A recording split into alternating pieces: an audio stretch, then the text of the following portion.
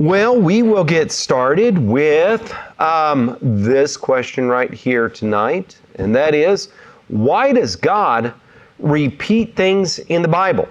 And so if you've read the Bible enough, you've probably picked up on by now that there is a lot of repetition in the Bible. I mean, when you start reading through the Gospels, Matthew, Mark, and Luke, you're going to find that, you read through Matthew and all of a sudden you read through Mark and you're thinking, hey, wait a minute, I read this story before. You read through Luke and you're like, wait a minute, I know I read this story before. And that's because you have. There's just a lot of repetition there.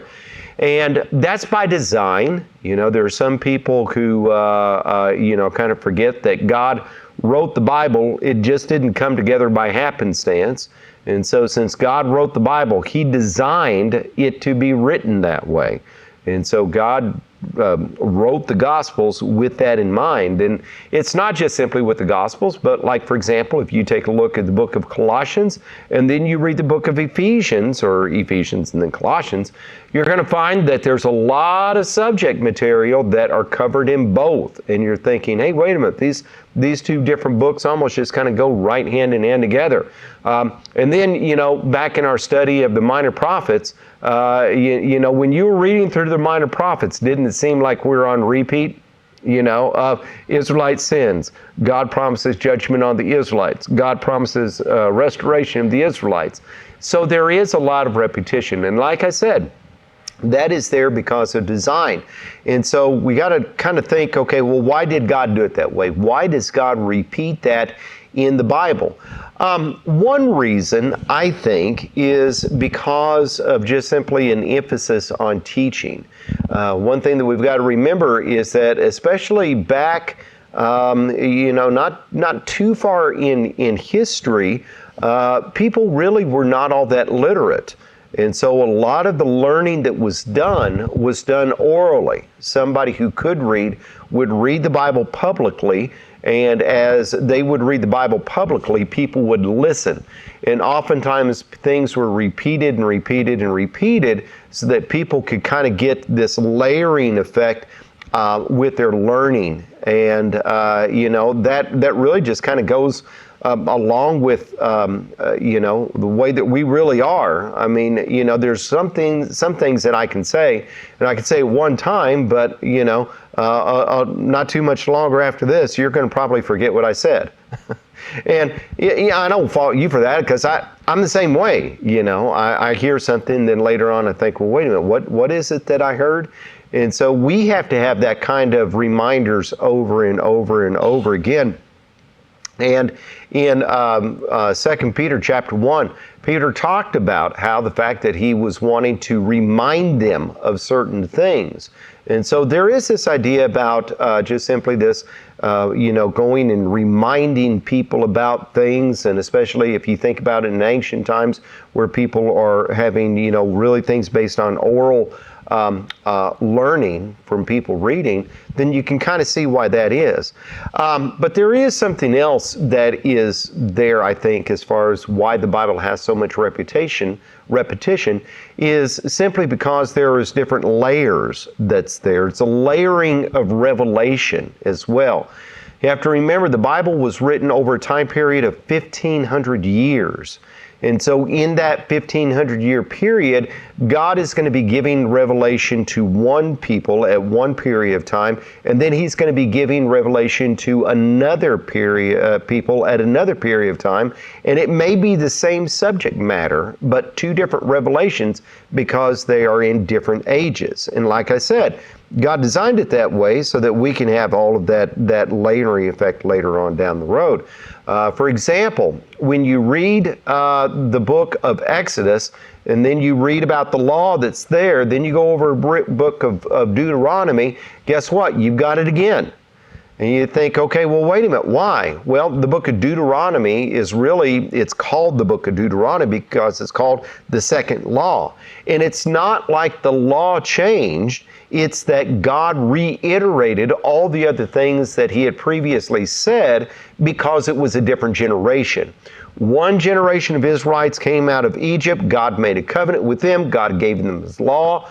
That generation sinned and didn't go into the promised land, so God said, none of you are going to go except for two different people. Anybody remember who those people were?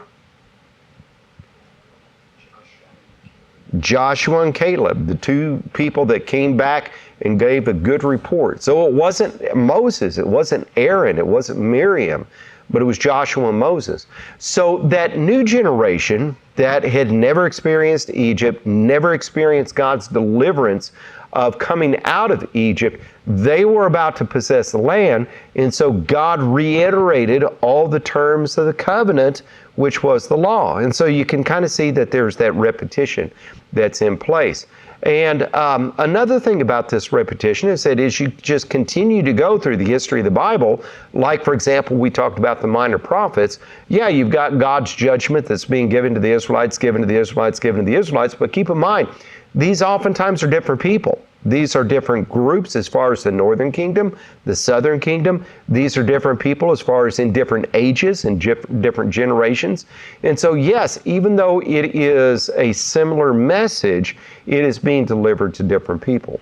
Okay? Now, something else, and that is that when we get into the New Testament time period, what we have is kind of this idea about a layering of revelation in terms of God is going to be giving revelation as it is going and as the New Testament is being completed. You know, the New Testament, in contrast to the Old Testament, long time to complete it. New Testament was completed in about 50 years.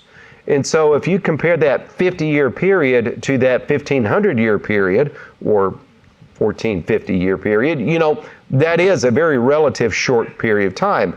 So you think, okay, why is that layering there if it's the same basic generation?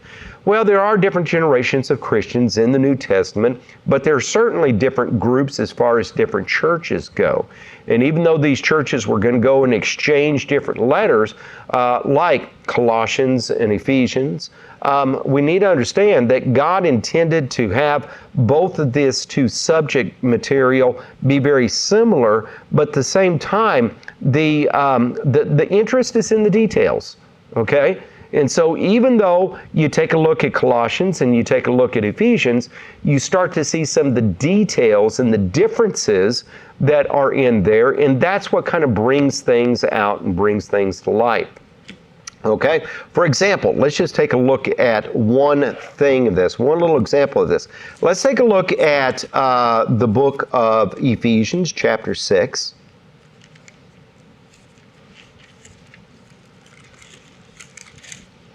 All right, so we take a look at Ephesians chapter 6, and what we see is that it says in verse number 4, we're going to keep it very short, one verse, Ephesians chapter 4 and verse 6, fathers, do not exasperate your children, instead bring them up in the training and the instruction of the Lord. Okay, you got it?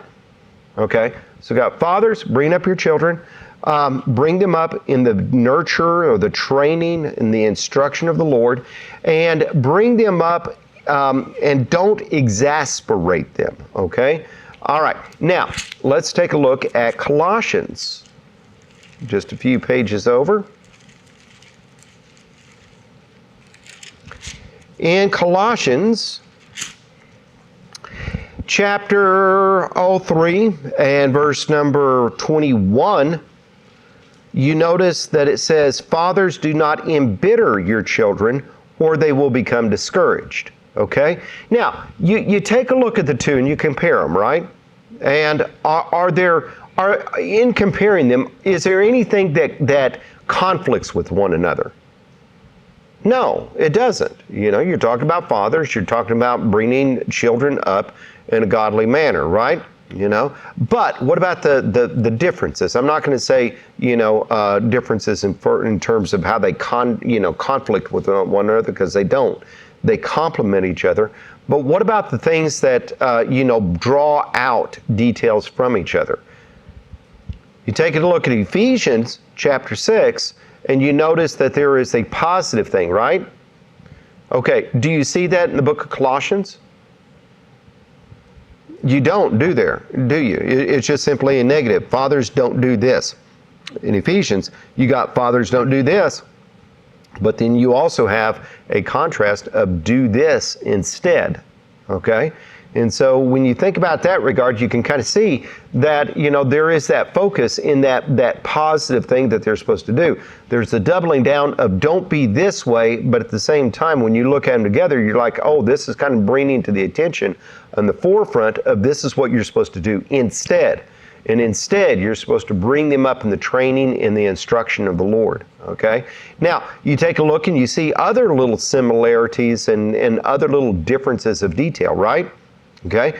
When we look at the book of Colossians, in verse number 21, you notice that it says, do not embitter your children, right? Okay? Now, what was that negative instruction, that negative prohibition in Ephesians chapter 6? You remember? Fathers, do not exasperate your children. Okay? All right. So what is the difference between embitter and exasperate? Well, exasperate is to make him mad, right? Okay. And what is embitter? Means you turn him sullen. Okay? And so, you think about a father who's going and just simply bringing them up, making them mad. And there are some parents, and they may not even realize it, but all of their parenting style is just about pushing buttons. Have you ever noticed that? Have you ever been around parents with children, and they just sit there and needle the kid, and make the kid mad, And it's like, they may think that they're parenting, they may think that they're doing a good job, but if you stop and think about it, what does that really do as far as the training and the instruction of the Lord go? Because, does God do that with us? Does God just sit there and poke at us, and irritate us to the point that we explode? No, He doesn't do that. He never does that, does He? Okay? And so you can see where that is. But when you look at this, you can say, okay, here's something that's similar, because a kid being bitter about something is going to be very similar to them being exasperated about something, but in a little bit different flavor. And that is that, if you go and you put a kid in a position where they're going to constantly fail, then what are they going to be? Bitter. Okay? And if they're bitter, then guess what is going to happen with them? They're going to become discouraged, aren't they? Well, if I can't do anything right, I might as well not even try to do anything at all, right? Okay? And so here's this idea about don't do that. And then you go back over to the book of Ephesians, you see, but wait a minute, you're supposed to be bringing them up in the nurture and the admonition of the Lord. So you can kind of see that as far as details go, it really is good to just simply kind of look at things and to simply compare details about one another. And the same is true when you take a look at the Gospels. You've got, certain stories about the life of Christ, and you think, oh, this is the same story. But when you stop and you take a closer look, you'll see that there are different details in there. And those different details kind of bring up different flavors, different sides, different perspectives that really make a whole picture when you put them there. Okay? All right. What do you think about that? You got questions or comments about that?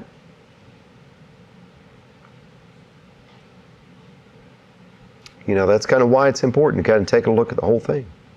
All right? Okay. Well, if there isn't anything there, then we are going to move on to the next question.